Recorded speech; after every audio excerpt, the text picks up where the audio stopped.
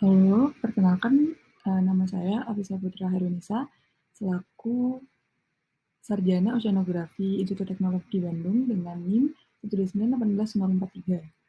Pada kesempatan kali ini, saya akan menjelaskan mengenai penelitian tugas akhir saya dengan dosen pembimbing Ibu Ivan Milikristika Jawane, serta Mas Umar Abdurrahman. Dengan judul untuk tugas akhir saya adalah kajian perubahan garis pantai dengan satelit Landsat 7, Landsat 8, dan Sentinel-2 di Desa Bongkolor, Kabupaten Cirebon. Penelitian ini sendiri berangkat dari latar belakang bahwa perubahan garis pantai adalah permasalahan dasar dalam pengelolaan pesisir di Kabupaten Cirebon. Kemudian, tujuan dari penelitian ini adalah melakukan kajian dari perubahan garis pantai dengan mengombinasikan data penginderaan jauh satelit Landsat 7, Landsat 8, dan Sentinel-2 di Desa Bongkolor, Kabupaten Cirebon pada rentang waktu 2012 hingga 2021. Yang kemudian dilakukan juga perhitungan transport sedimen untuk mengetahui besar dan arah perubahan sedimentasi. Namun, untuk perhitungan transport sedimen sendiri ini hanya dibatasi oleh pembangkit gelombang. Kemudian ini bisa dilihat untuk flight mission drone-nya yang dilakukan di Desa Bongkolor, Kabupaten Cirebon. Selanjutnya untuk daerah kajiannya sendiri terletak di Desa Bongkolor, Kecamatan Kapetakan, Kabupaten Cirebon, di mana Kecamatan Kapetakan sendiri ini langsung berbatasan dengan Indramayu dan langsung berhadapan dengan Laut Jawa. Selanjutnya untuk daerah kajiannya sendiri kemudian dibagi menjadi 3, yaitu yang berdasarkan dengan tata guna lahan sebagai berikut, yaitu untuk 1A sendiri berdasarkan tambak ikan dan bakau, selanjutnya untuk 2B sendiri berdasarkan tambak garam dan tidak adanya bakau, dan untuk 3C sendiri merupakan tambak ikan dan garam serta bakau. Kemudian terdapat juga jeti dan ada sungai. Selanjutnya metode pertama yang digunakan adalah ekstraksi garis pantai yang menggunakan Normalized Difference Vegetation Index, di mana dari NDVI ini dapat membedakan antara darat, perairan, serta vegetasi.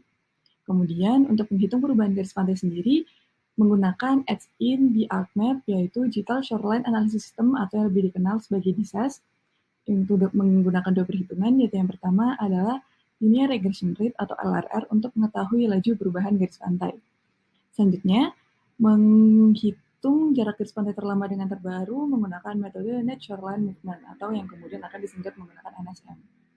Di mana untuk LRR dan NSM sendiri apabila bernilai positif akan menandakan adanya sedimentasi, sedangkan apabila bernilai negatif menandakan adanya abrasi. Selanjutnya, untuk metodenya sendiri, metode terakhir yang digunakan adalah pemetaan garis pantai dengan foto udara.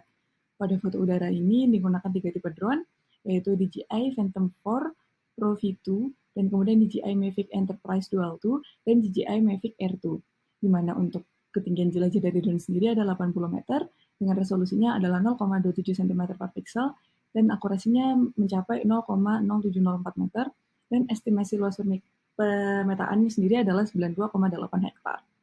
Kemudian dapat dilihat untuk tabel 1, yaitu mengenai data satelit dan foto udara, di mana terdapat waktu akuisisinya dan datanya. Pada penelitian ini untuk pada tahun 2012 menggunakan Landsat 7, kemudian pada tahun 2013 hingga tahun 2015 menggunakan Landsat 8. Selanjutnya 2016 hingga 2021 menggunakan Sentinel-2. Kemudian untuk verifikasinya sendiri yaitu pada tahun 2022 menggunakan Sentinel dan drone. Selanjutnya, untuk validasi sendiri bisa dilihat bahwa untuk yang berwarna hijau adalah drone, sedangkan yang berwarna merah adalah Sentinel-2. Pada hasil ini diketahui bahwa untuk drone dan Sentinel sendiri nilainya hampir sama, karena warna merah sendiri tidak terlihat, tetapi apabila kita zoom lebih dekat, ternyata drone dan Sentinel ini memiliki perbedaan, di mana untuk yang drone sendiri, dia sangat-sangat mengikuti garis pantai, sedangkan untuk Sentinel sendiri, dia lebih umum dalam ekstraksi garis pantainya. Kemudian, apabila dapatkan model untuk scatterplot, posisi garis pantai dengan drone dan citra satelit, di mana untuk X adalah posisi garis pantai dengan drone, dan Y adalah posisi garis pantai dengan satelit. Dari hasil ini bisa dilihat bahwa dapatkan nilai R-square yaitu 0,863 dan RMSI yaitu 4,997 meter. Selanjutnya akan dibahas mengenai perubahan garis pantai per 5 tahun, yaitu 5 tahun pertama adalah 2012 hingga 2016. Peta perubahan garis pantai ini bisa dilihat bahwa untuk di 1A sendiri umumnya terjadi sedimentasi, sedangkan 2B sendiri sedimentasi tapi lebih sedikit, sedangkan 3C sendiri lebih fluktuatif. Di mana di utara sendiri mengalami erosi, sedangkan di bawah sendiri lebih cenderung sedimentasi. Selanjutnya, untuk tabel 2 juga bisa dilihat bahwa kecenderungan untuk 1A, 2B, dan 3C sendiri adalah sedimentasi. Dan hasil ini dapat diverifikasi pada gambar 9 yang merupakan laju perubahan garis pantai pada tahun 2012 hingga 2016, di mana trennya sendiri merupakan sedimentasi. Selanjutnya, untuk 5 tahun yang kedua, yaitu pada 2017 hingga 2021, bisa dilihat bahwa kecenderungannya sendiri pada gambar bisa dilihat adalah abrasi. Hal ini bisa dilihat pada tabel 3 juga, hasilnya adalah abrasi, dan apabila mengacu pada gambar 11, yaitu laju perubahan garis pantai, di mana grafiknya sendiri berada di bawah garis 0, yaitu yang menunjukkan adanya abrasi. Kemudian, untuk tren 10 tahun sendiri, untuk 1A sendiri yaitu di utara cenderung mengalami sedimentasi, yang selanjutnya untuk di selatannya mengalami abrasi, untuk 2B sendiri mengalami lebih ke abrasi, sedangkan 3C lebih fluktuatif, yaitu di mana di utara ini mengalami sedimentasi, kemudian mengalami abrasi dan sedimentasi. Dan apabila mengacu pada nilai RRR perubahan garis pantai selama 10 tahun, umumnya adalah rata-ratanya adalah terjadi abrasi. Dan apabila melihat RRR 10 tahun, yaitu laju perubahan garis pantai pada gambar 13, juga bisa dilihat bahwa umumnya terjadi abrasi. Selanjutnya, untuk natural movement-nya sendiri, untuk selama 10 tahun juga dominannya adalah abrasi. Kemudian masuk ke transport sedimen, di mana untuk transport sedimen sendiri menggunakan referensi orientasi garis pantai pada saat musim barat dan musim timur, jadi menggunakan 2 musim. Kemudian dihitung juga probabilitas distribusi gelombang musim barat, di mana dari hasil probabilitas distribusi gelombang yang paling tinggi dapat diketahui sudah datang gelombangnya. Kemudian dicari juga sudut lokal garis pantai dari referensi orientasi garis pantai. Selanjutnya, untuk musim barat sendiri hasilnya adalah sebagai berikut. Kemudian untuk musim timur sendiri bisa dilihat juga untuk orientasi lokal garis pantai ini nilainya selalu sama, yang berbeda adalah sudah datang gelombang bergantung dengan musim, di mana pada kondisi musim timur nilainya berbeda dengan saat musim barat. Kemudian untuk transport sedimen selama 10 tahun sendiri bisa dilihat bahwa laju transport sedimen lebih dominan saat musim barat dibandingkan saat musim timur. Hal ini bisa dimungkinkan karena saat musim barat sendiri intensitas hujan sendiri meningkat, di mana ketika saat intensitas hujan meningkat, maka akan meningkatkan dari debit sungai.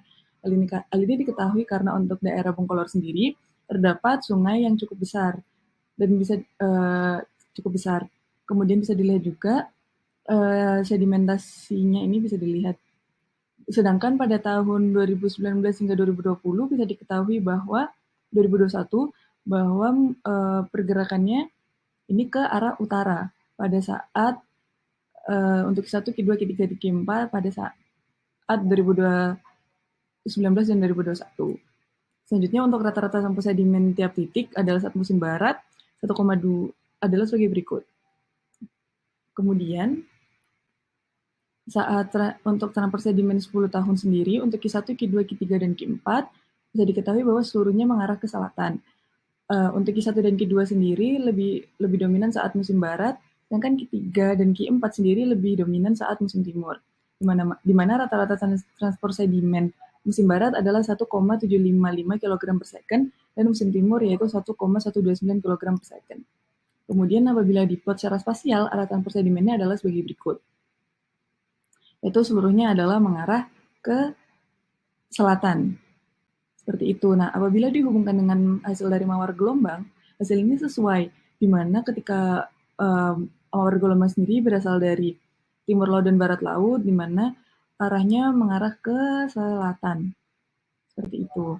Kemudian kesimpulan yang bisa didapatkan dari penelitian ini adalah yang pertama, pada tahun 2012 hingga 2016 terjadi kecenderungan abrasi, di mana pada tahun 2017 hingga 2021 sendiri mengalami kecenderungan abrasi. Mohon maaf maksud saya pada tahun 2012 hingga 2016 kecenderungannya adalah sedimentasi. Dan untuk 2012 hingga 2021 kecenderungannya ada abrasi. Di mana rata-rata natural movement 10 tahun untuk 1A adalah min 54,83 meter, 2B adalah min 28,34 meter, dan 3C adalah min 49,33 meter, di mana nilai genetik ini menunjukkan adanya abrasi. Kemudian untuk rata-rata laju perubahan garis pantai selama 10 tahun, untuk 1A sendiri adalah min 8,67 meter per tahun, 2B adalah min 2,34 meter per tahun, 3C adalah min 5,68 meter per tahun. Di mana nilai negatif ini sama menunjukkan adanya abrasi. Sedangkan untuk perubahan garis pantai selama 10 tahun, untuk rata-rata natural movement adalah min 59,99 meter. Kemudian untuk LRR-nya sendiri adalah min 2,39 meter per tahun. Kemudian nilai negatif sendiri menunjukkan arah yang cenderung menjorok ke darat. Kemudian untuk arah transfer sedimen saat musim barat dan musim timur sendiri cenderung ke arah selatan. Kemudian transfer sedimen dominan saat musim barat yaitu 2,49 kg per second, sedangkan pada musim timur adalah 2,33 kg per second. Terima kasih. Sekian dari saya. Mohon maaf apabila ada kekurangan dan kesalahan. Terima kasih. Wassalamualaikum warahmatullahi wabarakatuh.